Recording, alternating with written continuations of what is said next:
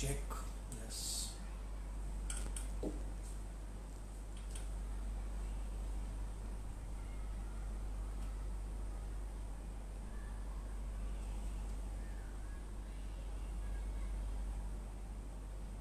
मेरा फोन करो ना.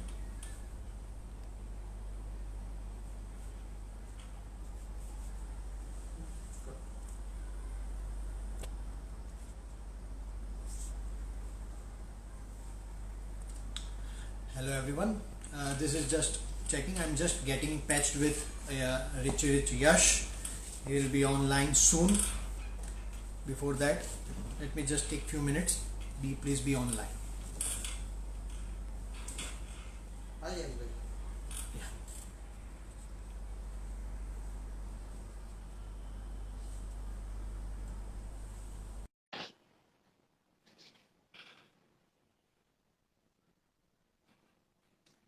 Yash is just online.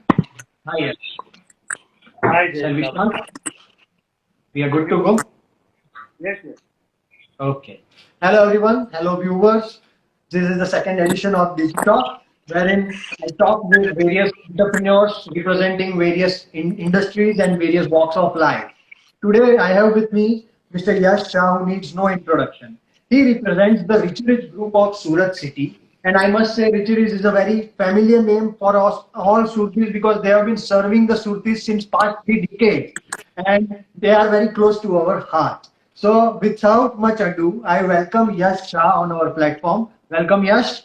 Thank you, Jay. Thank you. And I would like to ask you to begin with your small introduction. I know it doesn't need, you don't require introduction, but it's good that we hear from you. So, Richie Rich, as you all know, was started in 1989 by my father and my uncle. And in 91 or 92, we started with our bakery venture. And in 96 or 97, we started with our catering venture. And, after I joined the business in 2012, I was obviously in school and away for education and all. And now I've joined the business in 2012. And at present, we have our restaurant, the main restaurant opposite Sargam. We have three brands at Samsara, Masala Box, and Basil Garden, who serve all different cuisines. Then we have Okay. restaurants in game zones, mainly in Whoop and Rebounds. Then we have a small outlet in Bouncy Bunnies, which is in Iscon Mall. It is a Okay. soft play area for kids between 2 to 6 years old.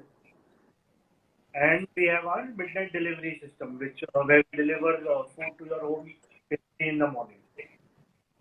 Wow. So that was a very, I must say, short introduction because it requires long introduction and long time duration to give a whole idea about your businesses. Because you are in what not confectioneries, restaurants, outdoor catering, banquets, everything is under your brand name and you are managing it fabulously. Now, let me come to a very specific and direct question to you. After pandemic, Sudhis are food lovers like you very well know. But Yes. after pandemic, there will be a skepticism and there will be a concern with regards to going out and eating. So Right. basically, I must take first your strength, but right now I'm just taking your first concern how you will bring the Surtis to your restaurant. So basically, obviously, all businesses and everything has been affected. Not only business loss by customers, the consumer concern basically. Okay, what about the safety? So we have been following SMC guidelines. We've been following WHO guidelines. How to sanitize the Okay. kitchen. We Okay. started our parcel service in on 13th of May. After we got Hmm. the necessary permission, we sanitized our kitchens. We still sanitize the kitchen almost twice per week. Okay. All my chefs have been given hand gloves. They have to compulsory wear shoes, your chef Okay. hat, and everybody have to wash their hands after cooking every meal. All our delivery boys, we check their temperatures before and after delivery. And we obviously use Swiggy and Zomato as our delivery platform, so we even record their temperature. Okay. So just to make sure that everything is safe. Now that you are taking a lot of care about the various precautions, I must assure the Shrutis that it's safe to go out and eat at Yash's restaurant. Let me come to my next point. Let me come to my next point, that since all this thing entails a lot of cost, and during the lockdowns, all the means all the businesses or your activities were at standstill. But I believe the overheads or the staffing and everything was still going on. There was no rest to that. So what am I asking, that how will you cope up and how will you come out from this cost burden, and what is your plan to retain your staff? I believe because the staff must have also migrated from your organization as well. So it's a very good question you asked. So what happened? The lockdown was announced immediately. Obviously, nobody had any time to send their workers back home, and everybody was under the confusion. Okay, what is going to happen next? Right. I have a team of roughly 400 to 500 people working in different departments. So Okay. my catering division staff had already, some of them had already gone back home because the catering season was over in February. Now Right. the staff was still here, so I provided them with a room to stay. You know, I have 5 6 different rooms on rent for so much staff to Okay. stay, and then Wow. I provided them with food twice a day for this entire lockdown period. I still and once the trains, the Sharmic trains were started by the government, slowly and steadily the staff started moving out. But I still have a roughly 20 to 30 people still here who I have to retain, which is Okay. the main chefs of my business that I Chefs cannot. and all. So even though my business is not fully operational, I still have to pay them that salary. I still have to provide them with food and with shelter. Oh wow, that's very nice. That's very ethical business practice, I must say. And I hope the government takes note of that. Now, coming back to one more bigger problem which you are facing, that recently, a day before yesterday, or yesterday itself, the government released their SOP with regard Yes, to how a restaurateur should open up their restaurants and in what ways the set of best practices were given, wherein I had some key 2 3 points in my mind which I would like to ask you. That firstly, so, they ask you that you have to reduce the table capacity to 50. Means at one time, in the past, if you were catering to 10 tables, now you will have to just operate your revenue with 5 tables. correct. Secondly, you will have to take care about the sanitization of your kitchens and even the tables used by the customers and even the customers who are making entry into your premises.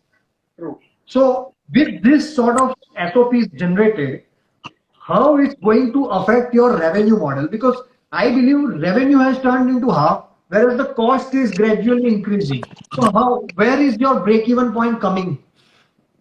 So let me start by saying the SOP that was released yesterday late evening. The very Yeah. first point regarding restaurants, the SOP states that the restaurants have to stress on takeaway more and dine in less. So Okay. even if customers do come at our premises, it is our, according to the SOP, we first have to convince them to just take the food as a takeaway. And Okay. then, still insist, then you can let them, after checking their temperature, if they're symptomatic or symptomatic, and based on that, we have to take the customers in. Right. Now since the capacity has been reduced to 50%, a very novel challenge is going to come in this. What happens when I get a group of 10 or 15 people? Okay. That only 2 to 3 tables. So if I'm already giving 2 to 3 tables to those 15 people, what about the rest of them? Right. That's a question to think about. Exactly. And the other problem is that the restaurant can only operate till 7 in the evening, whereas the Uh, main restaurant hours are after 7 o'clock till 11 o'clock. And in Surat, unfortunately, there is no lunch culture compared to your metro cities, where even the that's restaurants in metro cities are full during. That is not the case in Surat. A lot of restaurants, if you see, are closed in the lunchtime. right. Now you And brought a very I already important point in this. Yeah, please continue. Please continue. Please continue. already told you about the sanitization part. And we are making sure to sanitize our kitchen twice a week. Plus, we have our own internal team that mops the floor or disinfects our equipment, our kitchen tables, and everything where the food is kept. And one more thing I Right. would like to add: the vegetables that we get from our vendor, we make sure that it is thoroughly washed before cooking them and everything. So, as far as sanitization is concerned, we are taking the utmost care and no problem should arise because of the food. Now you brought a very concerning point for not you but many of the restaurants in Surat city, that the government is pressing you guys to Yes, go for a delivery model rather than allowing customers to have a fine dining experience. correct. Since this delivery thing is a very, you can say that in trend concept for the most of the generation, I would like to ask that won't that increase your dependency on the aggregators like Zomato, Swiggy, and won't that affect your negotiation terms? Because clearly the government is on their side, the policy. So, what Right. are your views on that? Because I will always definitely like to have good deals on food items. But Zomato, apart from good food items, they are also into like preference listing, or you can say that they give some sort of privileged club membership and all that, wherein they what you can say they collaborate with certain restaurant brand and then come up with new products. So, what are your concerns about those things? So I think as you already know that I already have a delivery unit of my own, Okay, which is operating since July 2015. So when we started, there were only two players in the market who only did a delivery-based model, which was still new in Surat. One was us and one was Sakar. He started just a day before us in July 2015. right. Obviously been doing very well in the delivery model. At that time, my restaurant was also not operational. So I already have a very strong delivery team to cater to that need. Now Swiggy and Zomato, before Swiggy and Zomato, there was a delivery platform here called Delfu. Okay. But Delfu was not a big player, and Zomato and Swiggy actually taught people how to order food online. Yes. Now, the concern with Zomato and Swiggy is that they charge us commission as much as the city like Mumbai or Delhi, which is almost, with all costs incurred, is almost 30%. Okay. 25 to 30% commission goes to Swiggy, and So, uh, and compared to Bombay, the number of orders a restaurant generates in Surat is not as much. So I feel there should have been some, bracket of commission that Zomato and Swiggy should have charged in Surat or two tier cities, not only Surat. That can be Baroda as well. Which are right. two. So, and the other challenge is that customers or the consumers are always looking for discounts online. And the majority of the age group that orders on Swiggy and Zomato is from 18 to 40. Those are the Okay. majorly order. Those are the students, those who work on corporates, people working in offices. They are the major consumers on Swiggy and Zomato. So Right. they are looking for people who are giving discounts, 15, 20, 30, 40%. Okay. So what happens is I'm already giving 25 to 30% to Swiggy and Zomato. On top of that, if I'm giving a discount, that cost is also incurred on me. Oh, yeah, the all entire burden of we enjoying a good food is going or passing on to you. Yes, exactly. Okay. So, this is an area of concern for many of the restaurateurs who don't have a in-house delivery systems, which I believe is not the question with everyone, right? So I would like to come to our next question, that if, for example, I'm a new restaurateur just entering into this business model, and if I want to opt only for the delivery based model of my business, then what is the chances of success in this post pandemic situation, as well as what are the feasibility issues concerning the delivery based models? So obviously there are pros and cons to every business model, and this cloud kitchen concept that is now picking up steam in India is no different. The Okay. major the major plus point of having such a business is there are almost zero overhead costs. Right. You don't have to make a fancy place. You don't have to spend money on air conditioning. You don't have to make furniture. You don't have to make fancy menus. You don't have to keep, waiters and captains who take your orders. It's all done on phone or online. But the major, Right. again, the disadvantage is also to this business that you have to spend very heavily on marketing just to make your brand known in the market. Right. You have to spend a large amount of money on marketing. There is no direct interaction with the customers, so the customer really does not know what the brand is all about. All they know is that okay, I'm getting food from this outlet or this kitchen. Right. So yes, Nice. a lot of people are now opting for cloud kitchen, but again, it has its own pitfalls. It is not as easy as it looks. Right. One more pinch point, which I feel that you might be getting hit hard on the catering part, because the catering things are solely dependent on the events. Right. Now, looking at the pandemic situation or looking at the post-lockdown government regulations and guidelines, I don't see many of the events happening. So that catering business of yours is taking the beating. So what is the plan B for you? Not only the catering business, yes, you're absolutely right. Even my banquet business will also suffer because of this. Per the government guidelines, you cannot have a gathering of more than 50 people. Okay. So earlier, when I used to get events of 80 to 100 people, I cannot do that anymore. So Right. obviously, my revenues are going to go down because of that. Now, coming to wedding season, we used to take orders of more than 2 to 300 people during the Okay. wedding, and we cater up to 2,000, 3,000, 4,000 people. Right. That is not going to happen this year. I don't know if the situation changes once the vaccine comes out, then maybe it might go back to normal. But as of now, the catering season is not looking very promising. I do a lot of international catering also. We've done international catering in Spain. Recently, we went to Bangkok in February. We've done it in Macau. So all those international catering is also going to dry up. In fact, I had a catering order lined up in Madagascar in April, but because of the lockdown, obviously that is not going to happen. And so yes, the catering industry is going to take a big hit. Okay. So now the next part is that confectionery.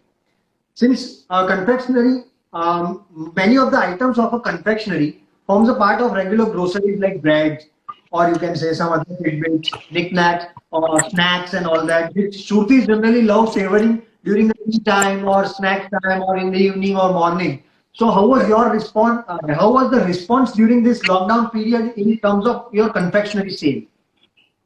So during the lockdown, obviously bread is a very essential item in our day-to-day life. Lockdown or not, pandemic or not, the basic item you need.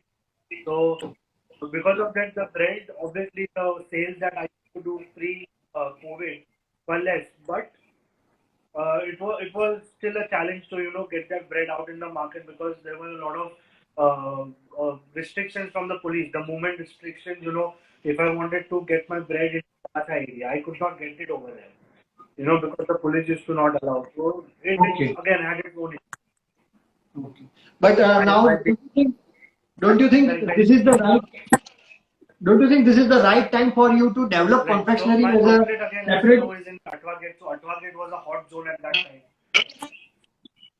Uh, yes. Sorry, there was a network issue. Yeah. But now I would like to take your view on that. Okay, restaurateur like you has been into 3 to 4 divisions. When confectionery comes, banquets comes, restaurants, fine dining comes, delivery model comes.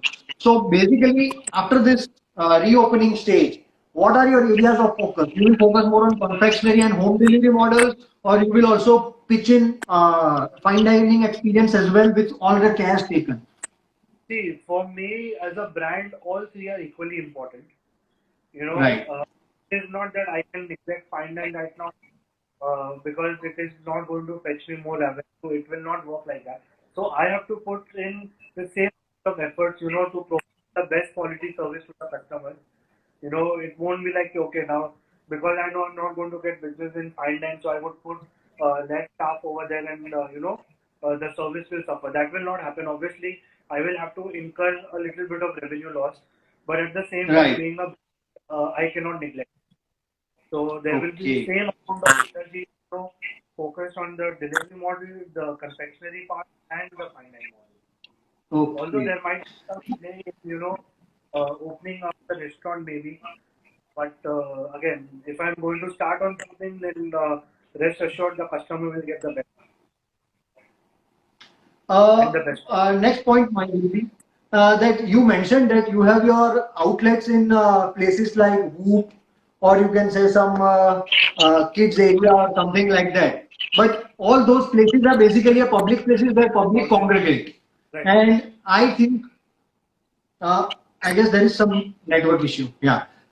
Public congregation will be there. So I think that those things So won't be opening in the very near time. So, as of what now, is the plan? Whoop Whether you and will Rebounds are continue not this? first July. So what is happening is Whoop and Rebounds and Bouncy Bunny being a public place cannot open till 1st of July. Yes. Now another challenge is if it is a kids friendly area. Obviously they also have to follow the rules of social thing, allowing only a certain number of people at any given point of time. So there also obviously the sales are going to go down. The overheads are not going to go down. So we are also currently working on a strategy. How are we going to go? We are working with owners of Whoop. We are working with owners of Rebounds. That what are we going to do next? How are we going to take this forward? It is Right, all right. current and once we get more guidelines like after July, after June 8th, once the malls and restaurants open, then we will see what the scenario is, and then take a call what to That's do. that's true. Because That's true. I think as a parent, even I would worry for my child's safety, and I'm not going to immediately send my child to the play zone. That's true. That's true. So it is going to So, be on them and us both. yeah. So, looking at those situations, since you are negotiating and renegotiating your existing setup, what opportunities you see in the coming 6 months horizon? So, Roughly, where are you going to focus your energies on?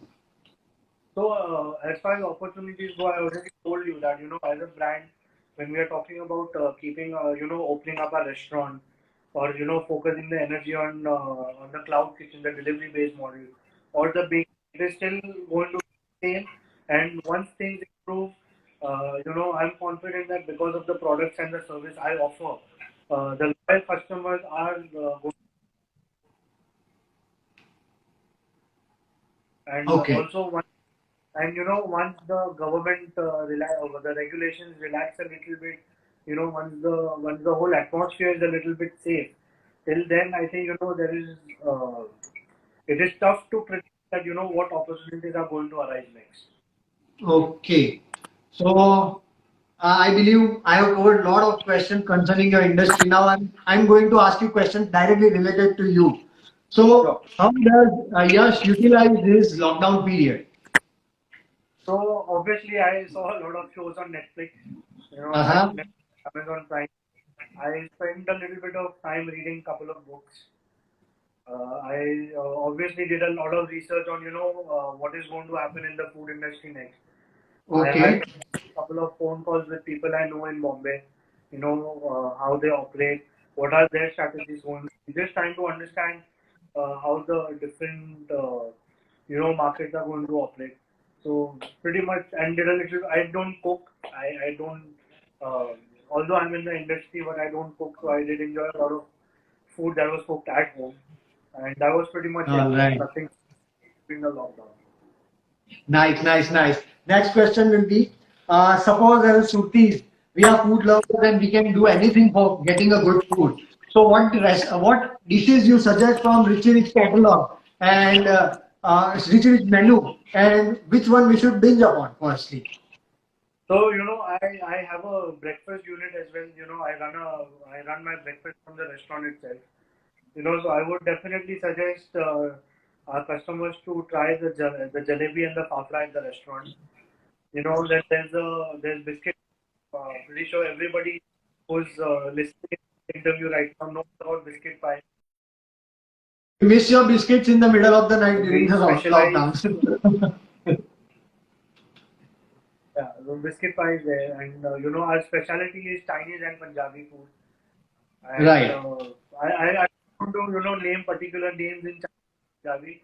I would like the customers to explore that for themselves. Wow, that's nice. Now, last but not the least, a very basic question. As a Surti, can you just make a small appeal to all other Surtis that why it is safe to visit your restaurant? You mentioned it earlier, but still a very nice appeal would be very good because our lovely Yeah. audience is watching you. So again, like I said that we make sure to sanitize our kitchen, and I would like to say that not only post COVID, but even before this whole COVID situation, in our regular day-to-day operation, we used to sanitize, not sanitize, but clean our kitchens every day. We have a whole separate housekeeping team that takes care of this. We clean our premises every day from top to bottom.